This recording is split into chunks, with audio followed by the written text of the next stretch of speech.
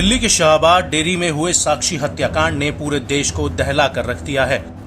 इस घटना का जो सीसीटीवी वीडियो सामने आया था, उसे देखकर कोई भी ये अंदाजा नहीं लगा सकता कि 20 साल का साहिल आखिर कैसे 16 साल की नाबालिग साक्षी पर हैवानों की तरह हमला कर सकता है। और अब इस सब के बीच एक और बड़ा खुलासा हुआ है, जिससे इस पूरी घटना में एक नया ट्विस्ट आ गया है। दरअसल साहिल ने पुलिस पूछताछ में बताया है कि पहले उसे झबरू और साक्षी ने धमकाया था। इसके बाद उसने साक्षी का मर्डर किया। आपको बता दें कि झबरू वही युवक है जिसने साक्षी को घटनास्थल से उठाकर एम्बुलेंस में डाला था। और अब इस पूरे मामले में झबरू के किरदार की एंट्री हुई है। ऐसे में सवाल उठता है कि आखिर झबरू, साक्षी और साहिल का क्या कनेक्शन है। तो आपको बता दें कि जिस इलाके में साक्षी रहती है, झबरू उस इलाके का एक दबंग युवक माना जाता है। और झबरू ने खुद मीडिया से ये कहा कि 27 मई 2023 को साक्षी और उसकी दोस्त भावना मेरे पास आई थी। उसने कहा था कि साहिल नाम का लड़का उसे परेशान कर रहा है। जो लड़की थी जिसकी मौत हुई, हत्या कर दी गई, उससे कोई बातचीत पहले हुई? मेरी कोई बातचीत आज तक भी फोन पे बात नहीं हुई थी मेरी, परसों तक भी।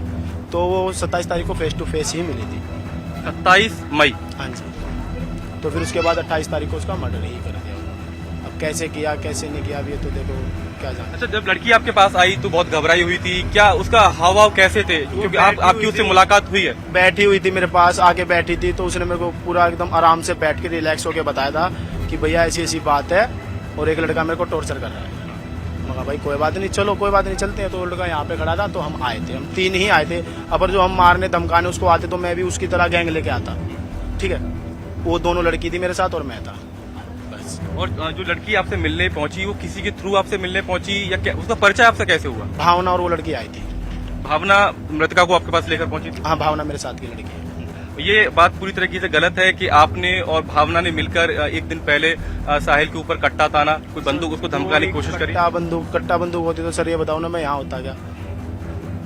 अब उसके पास चाकू था तो उसने चाकू उस लड़की को मार दिया। मेरे पास कट्टा बंदूक होती तो मैं भी मार सकता था उसको वहीं। ये तो बात है, धमकाता क्यों मैं? और धमका तो सर है भी नहीं, उसको कोई बात ही नहीं हुई है। आपको बता दें कि झबरू का ये भी कहना है कि मैंने ही साक्षी के शव को उठाकर एम्बुलेंस में रखा था। झबरू का कहना है कि शायद साहिल को शक था कि साक्षी मेरी दोस्त है।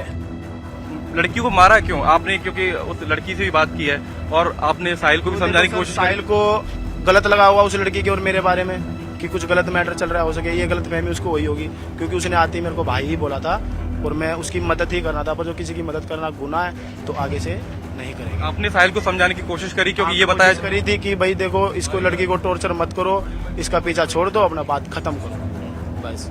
उसके साथ 15-17 लड़के और भी थे, उन्होंने भी कुछ नहीं कहा, साहिल ने भी वहाँ पे कुछ नहीं कहा, तो हम आ गए थे। वहीं साहिल का आरोप है कि साक्षी और उसके दोस्त ने उसे धमकाया था।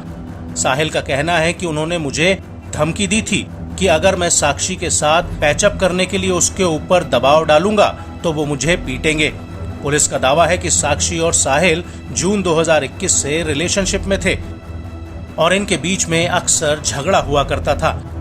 और 8 दिन पहले ही साक्षी ने साहिल से कहा था कि वो उसके साथ ब्रेकअप करना चाहती है और यहीं से साहिल बौखलाया हुआ था, जिसके बाद उसने साक्षी की हत्या कर दी।